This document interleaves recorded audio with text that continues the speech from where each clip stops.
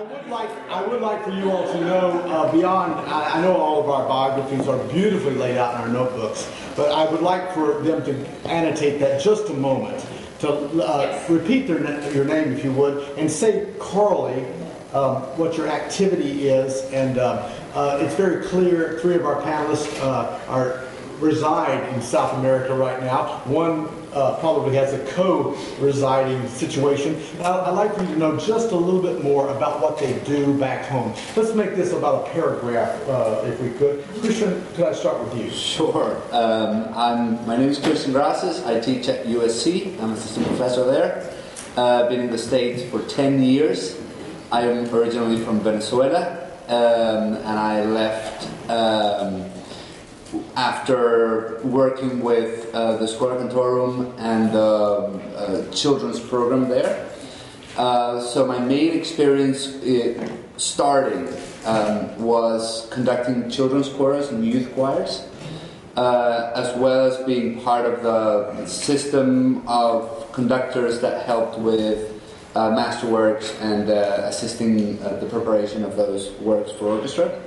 And then I went through Des Moines, Iowa, where I taught, I conducted children's chorus there and youth, taught in Ellensburg, got my doctorate in Miami, and now I'm residing in LA. And I am delighted to be here with my teacher, Maria, who I gave a lot of headaches at some point. Not anymore. Oh, okay. Not anymore. Well, a little bit. This is yours. Maria, in addition to your delinquent students, tell us about your work. Well, I am Maria Guinan. I live in Venezuela. I have been working with the Schola Cantorum, which is a foundation and organization, choral organization, since 1976. There I am at present the artistic director. I conduct the Schola Cantorum today.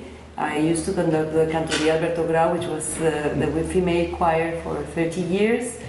Also, I have been professor at the University Simón Bolívar in Venezuela for 28 years and conducting the choir there. Now I am only doing the graduate program teaching at the master's degree. And I have worked closely with El Sistema for more than 35 years. And I have been in my international world vice president for IFCM representing Latin America. I've done a lot of work in organizations in the region and in the world. And well, I'm very privileged also to be able to travel and to guest conduct and to do master classes and be a panelist and all that. And I have a wonderful choral family all around the world. Thank you. Thank you. We heard a little bit from Maria yesterday, and I'd like for you to again mention the festival that you run and anything else of introduction. Okay. Well, I am Maria Elena Mayorga from San Juan, Argentina. Yes, yesterday I talked about some events which organized in my province and also in connection with my colleague in Buenos Aires and in other provinces. We extend the International Choral Festival in San Juan to other provinces around Argentina. I am a choral conductor. I conduct two choirs, an independent choir and also a student choir from the Universidad Católica de Cuyo. I am also a teacher at the Universidad Nacional de San Juan, and as my international activities, I lead some workshops in Brazil and Mexico at the UNAM University and Israel and abroad. I am a board member of a Choral Festival Network, and we are in touch with the colleagues, especially because the International Choral Festival San Juan Choral, which we are preparing the 8th edition, and we received and share the festival with choirs coming principally from Europe, but the next festival in August we will have by the first occasion a Chinese choir after the personal contact during the important meeting in China last year. So we are working in both directions, choir conducting and organizing national and international events in San Juan. Thank you, Maria. Anna. Well, I'm Alejandra Blech. I originally come from San Juan, but I currently live in Buenos Aires. I'm a choir conductor, and at the moment I'm conducting a community choir that depends on the Parliament's Library, which is a very big cultural institute in Buenos Aires and for the whole country.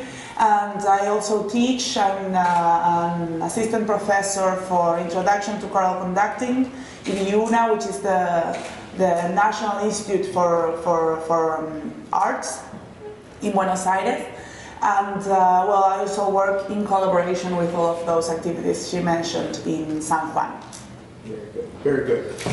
One of the themes that we've already seen developing in these panel discussions has been the education of young singers and the systems that are influencing sort of the growth of young singers and whether they're coming into choral communities and having the opportunity to sing.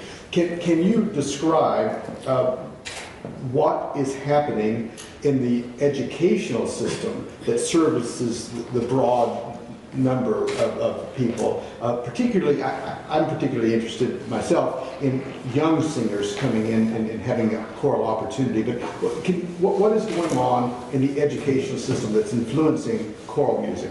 Well, not much, actually.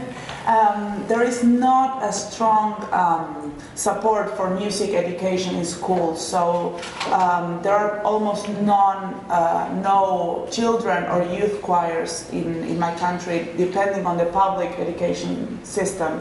There are some in some private schools, and some schools are adopting this idea. There is now a national program trying to emulate what they did in Venezuela, but it's just starting. So at the moment, the youth people are not singing. There's only one national children's choir, and then the one at Teatro Colón, but it's an opera choir. Mm-hmm. So at the moment, we don't have really a strong impetus towards children and youth singing. Okay. And Maria, anything to add to her perspective of the children and youth? Yes. Oh, I'm sorry. I'm going to come to you specially. You're a Maria too, aren't you? It's Maria me, it's Maria her. This Maria her. Okay. Maria, we are both Maria. Maria Elena. Elena. My Venezuelans need to take a deep breath because we're going to go deeply into something that I want to unpack with you. You know where I'm going. Okay, but just to add, that's incredible because Sarmiento was a president born in San Juan, my province, and from the 19th century, and he said, it's a law, you must teach choral music in the normal schools. So we have a very important previous law, but after our country changed the law and take off the not only the choral music and the musical education, also we lost the general artistic education from government and from from the last century. Very good. Now Maria and Christian, No. the Sistema has captured everyone's imagination. We've all read about it. Dudamel comes to the United States with his hair and his philosophy. But I don't want you to assume that we know much. I think we know we're very taken by the name, and everyone's taken by the success of the program instrumentally. Would you take a few minutes to give us a 101 on Il Sistema and the implications for choral music in Venezuela? Well, I think that what Alexandra and Maria Elena have said about music education in the school system is general for Latin America. I cannot say it's really very different anywhere. We don't have a strong choral program in our basic school or in our high school. And when I see the history of Canada and the United States, we really admire, but we know that history goes back 200 years ago, and it has been a public policy to do that in the school. Since in our country, my country is Venezuela, we did not have that, and even if they were laws to be enforced, like in Argentina, there was not the willingness to do it. In 1975, José Antonio Abreu started his idea of creating a different kind of music education through practice, through common practice. And that was not called El Sistema, that was called the Youth Orchestra. And Alberto Grau started in '67 the Schola Cantorum, a choir of teachers in the music school, and together they thought they should create, in parallel to the educational system, a program to build up an education ground for children and young people. If it could be within the school, great. If not, they will have to come outside to different centers.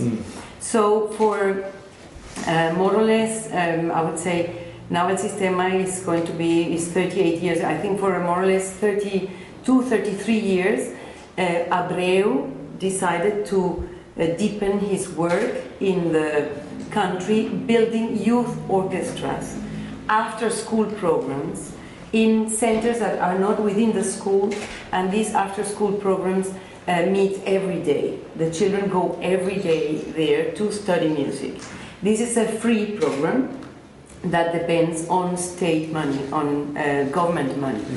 Abreu is a very clever musician, organist, composer, conductor, but above all, he's a politician and he's a wonderful economist.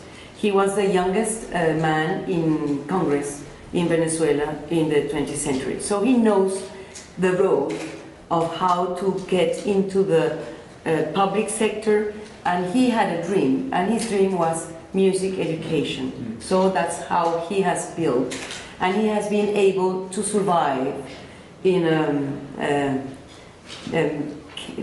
cannibalistic, can you say that? Cannibalistic Yeah. political land. You know, he has been able to survive over and over again through different periods and different administrations. In parallel, the Fundación Schola Cantorum, we have been a non-government organization, and we created in a more flexible way all the curriculum to educate conductors on a university level. I mean, we thought it was very important to, in order to build educational, choral education, that we had the conductors. So we created the curriculum, we created the university, we created all the basis for that, and we decided to go into the schools where El Sistema is not present. And we have chosen to work in several provinces or states of Venezuela into very poor schools within the curriculum hours. There is time set in our curriculum hours to do music or to do, you know, artistic activities. So we have taken those hours and we have implanted there a choral program that we call Built by Singing. And from that program we have now about 2,000 children in primary school. This is not a huge amount of children, but we have like pilot projects that we can offer to be multiplied into the other schools. And for that we have built also our youth program. And together with El Sistema we are cooperating in the formation of new centers and new grounds for choral music to be developed. And if I make, and at the end I want to show you a little bit of a video, because this work is not only an educational and art work. This work has to do very much with what we call social action through music. We want to insert into the society all those children and young people who will not have the opportunity to be, let's say, inserted or part of, because they live really in deep poverty. And music is a way through which they can really come to terms with a different kind of education, a different layer of beauty, a different sharing in society. This work has been then patronized by the bank corporation, Andean Bank Corporation, for the last 10 years. So we have been doing the same thing in Colombia, Ecuador, Bolivia, Peru, Uruguay, parts of Brazil, and recently in a province of Argentina. Okay, interesting. Christian, if any additional comments on this system, but also maybe a view of choral music in church, choral music in the university setting, choral music outside of public schools. Any comments you have? Sure. Yeah. I wanted to add a couple of things to what Maria was saying. This Maria. Yes. One of the things was I just want to emphasize the social aspect of what has happened in Venezuela, especially when you were mentioning that El Sistema, the instrumental side of it, or now with some choral aspects, has been able to survive a very difficult political climate in which when you change a president, essentially many programs stop and some others start, and then you have a change of government and then that stops and something else starts. It's very difficult to have continuity.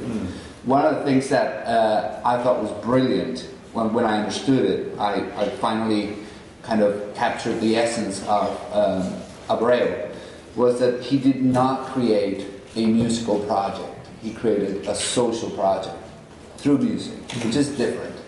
Yes, you get the musical education aspect that you're dreaming, but you're setting it up as a social program, which allows you to get help from government at all times, because every government, hopefully, will be interested in the social development of the country.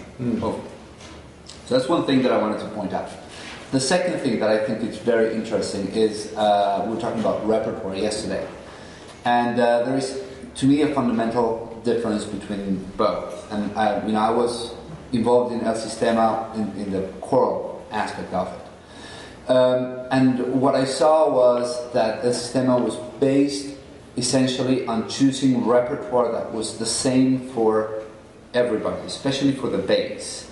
And that allows you to bring the level up uniformly, and then to choose the best performers from all the states and create what eventually was called the youth orchestra, a selection of it. But it's based on repertoire that's well known and that is chosen for everybody to perform, to learn. In the choral side of things, I think it's a bit different. It's actually radically different, in which the repertoire that we use was new repertoire, was actually repertoire crafted for the ensembles that we were working with. So there was a generation of new scores, arrangements, and original compositions that were linked to the choral movement. And I think that has been a key essence of the new generation of composers that I would say we should go back at least 100 years, or maybe a little bit less than that. But that development in choral repertoire is something that's radically different. I don't see much of a choral movement in churches, certainly not with the strength that we have in the United States. And there is some choral movement in the universities, but you cannot think about it as you would think here in the United States or in Canada, in which you have a university with 6 choirs. That is unheard of. You might have 2 universities that have good choirs, and they have just 1. They might have a children's chorus that's associated with that program, and we've seen that a little bit in certainly in the Universidad Central, where there's a children's chorus. But again, it's just a different landscape. You have to go to the community to get the kids and create community choirs that are essentially the ones through these movements that will have the platform to develop into polished ensembles. Okay. Well, if then in the educational system we've got a good description of what's going on there.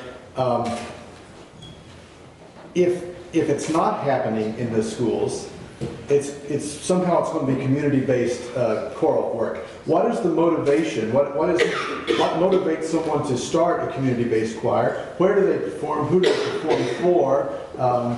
Just what does that look like? Let's get outside of the education system and just talk about the public in general for a second. When you do your festival and choirs come from across Argentina, who are these people? Why do they exist, and who are they performing for? Well, the people loves to sing. That is the most important thing. So anyway, if we don't have a official system, when they start to study at the university, they are looking for some artistic expression. So it's because that, for instance, I conduct the choir at the Universidad Católica de Cuyo, which didn't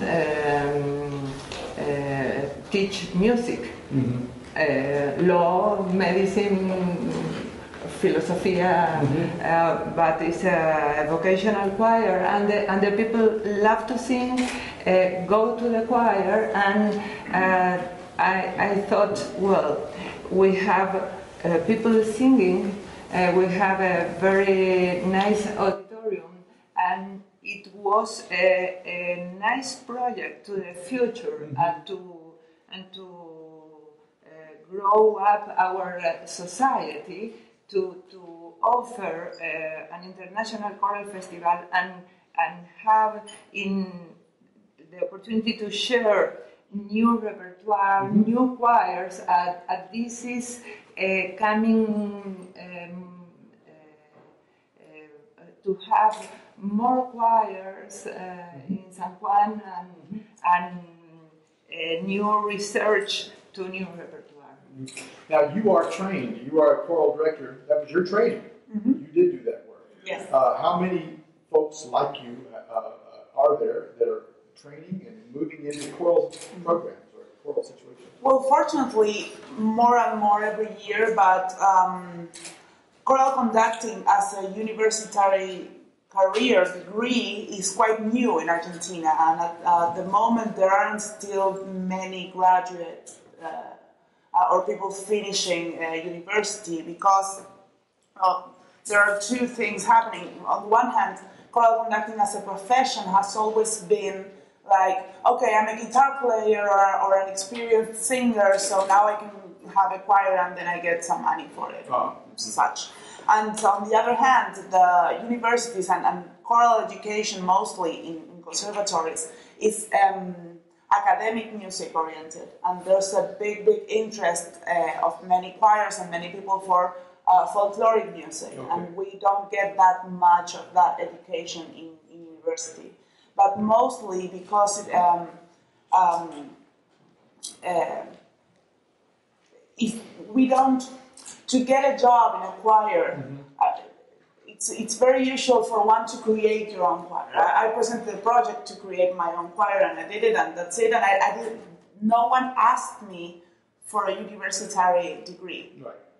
Right. They just said, "Okay, you want to do it? It seems like you are up to it, and you are capable of doing it, so do it." But at the moment, there are no university requirements to be a conductor. Okay. So. Okay. Now, in Venezuela, you've had 30 years now of experience. These youngsters grow up. They've had this training. I have a violin, or I've learned to sing within the system. What do they do next? Is there community-based choirs, or tell us about that? Yes, I think what is happening in Venezuela is that really we are pushing from outside, let's say the educational system or the cultural Ministry of Culture and all that. We are pushing the way. I mean, we said, okay, you are not interested, you are too slow, you want to do things in the 19th century way, keep doing that. We go on our track, and we keep going. So, this is growing and growing, and this is getting slimmer and slimmer. So at some point, everybody who has been trained so far has a place to develop their skills. Okay. Of course, we will get to a point where we will need to go on the educational system because we need that money. We need those job positions. Yes. So far, the violin teachers or the conductors, they teach in the nucleus, in the centers that are formed and created. Every day there is a new center, there is a new school who wants the program. Yeah. And of course they have to find the money to finance this. Okay. And they have either to find it privately or with the local government or publicly. But everybody who wants to have the program, it's trying to get it. And so I would say that so far there is enough work for the people who are being trained. And I think our map really of choirs is very horizontal, it's very community-based, our landscape. We have really many more choirs in universities than Christian said, but perhaps these choirs are middle choirs. But I would say that every university today has a choir in Venezuela. We had a lot of community-based choirs. We have very few church choirs. We have a lot of choirs in private enterprises and in public institutions, which are for the workers. And this is very interesting too, because then people in these institutions become, in a way, sensibilized to this. Yes. But you ask, where do we sing? We sing everywhere. And especially we sing in churches. Since they don't have choirs, we keep singing in churches. We do a lot of festivals in churches. So we sing the masses, we sing after the mass. We offer that. Okay. I would say that one thing that is not so good for the choral movement in Venezuela is that every concert is free. Everybody is used to, okay, come and sing, come and sing. Yes, we need the bus, we need something, and this is because it's so spread. I see. And it's so community based as a philosophy. Yeah, interesting. Christian, anything to add to that? I was thinking of something smart to say right now, but I forgot. Okay, well, it'll come. Yeah. Give us, again, I don't want to make an assumption. So let's talk about, you sing in churches. What is the religion? What is, overwhelmingly, and who are some of these others that may be coming on? What kind of, are churches a good, obviously a good venue? Are we talking Catholic churches? Catholic church. All Catholic? Yes. All Catholic? Yeah, not majority. Yeah. Okay, who are the others? Methodist, Protestants. In Buenos Aires, there is like a wider range. So there are some Methodist church, some Lutheran church, but mostly Christian. Christian, okay. Yeah. Good, yeah. In San Juan, the majority is Catholic, but we sang also in the Mormon Church and Evangelist Church and the Jewish community. Okay. So yes, we are very close in contact and of course in concerts in venue, and we made a lot of common concerts at the schools. Very good. Thinking in the future. Yeah, very good development. Well, Maria has brought some video, and let's take a look at that now. If you want to in short, well, I'm sorry that there are some speeches in Spanish. I didn't have it translated, but I wanted you to see some images of the work that we do with this corporation in the social, in the grounds of these children, and it's a massive work. It's we like to have big crowds singing together, perhaps Beethovenite or whatever. Yeah. But I wanted to show a little bit of this and to see some of the actors here. So I'll just press play. I think so.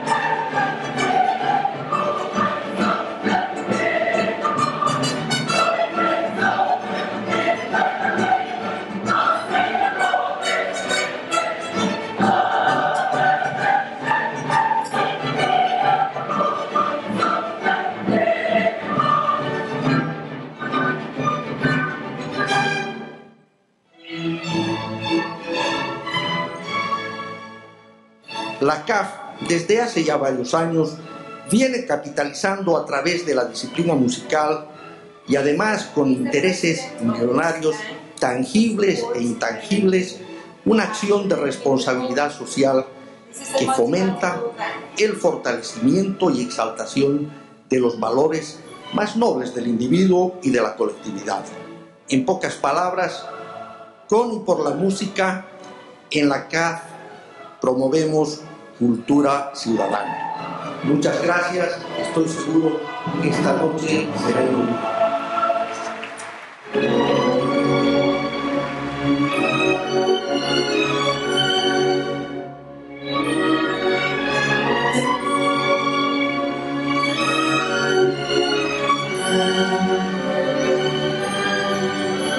Sembrar la simiente de la creatividad y el horizonte de la belleza en el alma del niño, en el corazón juvenil y en la vida cotidiana de las comunidades, constituye luminoso norte de nuestra sociedad latinoamericana contemporánea. Y así ha entendido la Corporación Andina de Fomento su filosofía fundamental y perenne del desarrollo humano autosostenible.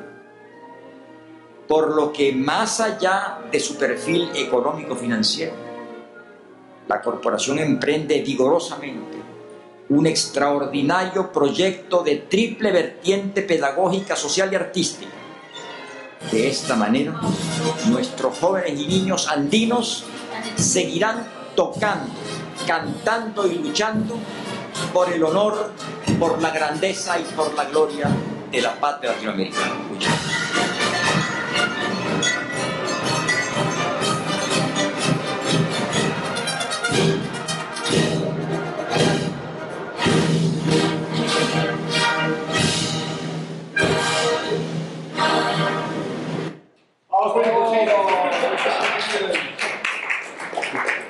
So this is just a small video, and you see the massive orchestras and choirs. This is what we've been doing in the countries over and over during 12 years now with this band.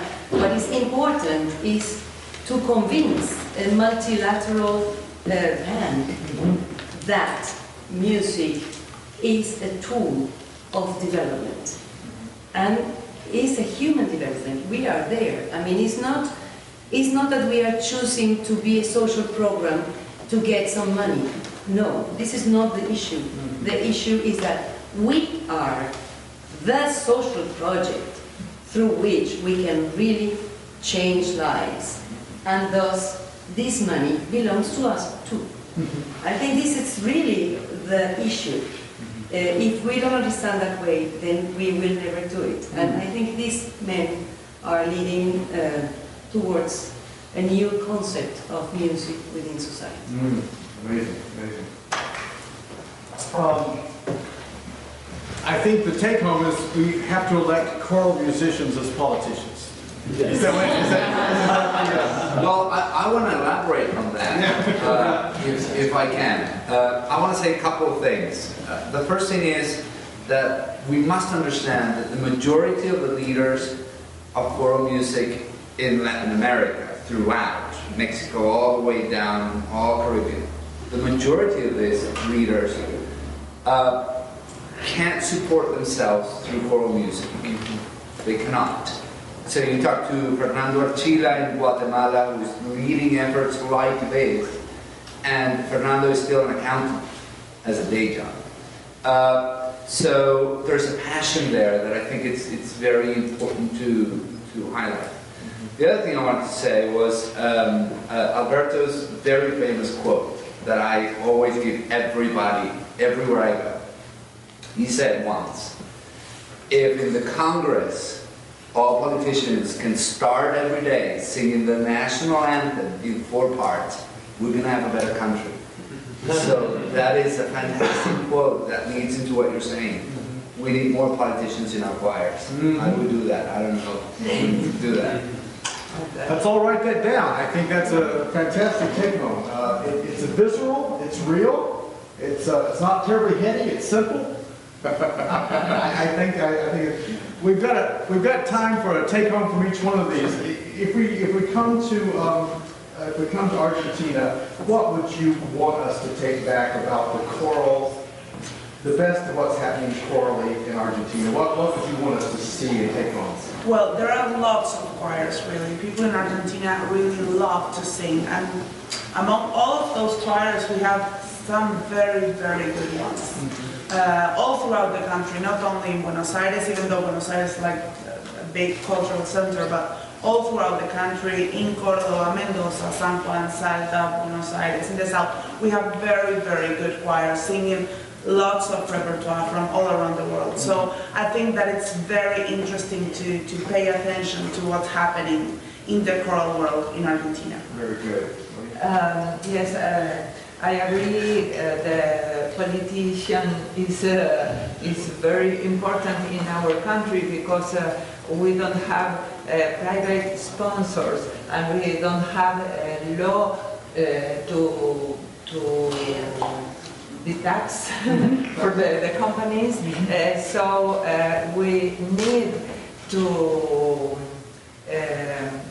teach our politicians what is the importance in the life, the choral practice, and we are looking every year and fighting every year with our government to start every day the importance to give continuity to the projects and grow up the choral musicians in our country. Thank you. Maria? Well, I think that in Venezuela, as Christian said, we feel very proud of our choral repertoire, of the work that we've done with composers like Alberto Grau since the beginning of the singing, from childhood to developing a lot of rhythmic movement, eurythmic, scene, body expression. So that's something I think people like very much from the visit to our country. Thank you. I have a final thought that has to do a little bit with understanding what has been able, what Latin America has been able to achieve in terms of choral music not only creating new repertoire, but actually having the choirs there singing products like this, you guys have to understand that the effort to put together something like this is humongous. In the sense that we don't have the conditions. I've done rehearsals for choirs like this in a room that's right by a highway, for example. So the conditions are very, very critical, very difficult. So the take home I like to give you, and I give my students, especially the choir, is that in other parts of the world, including North America and Canada, of course, we have so much already. We have the conditions, we have the instruments, we have pianos for every room. You have no idea what that means to Latin Americans. So don't take it for granted, and communicate to your students that there is no excuse for them not to be excellent. They have to be excellent. Great word. Great word. Thank you.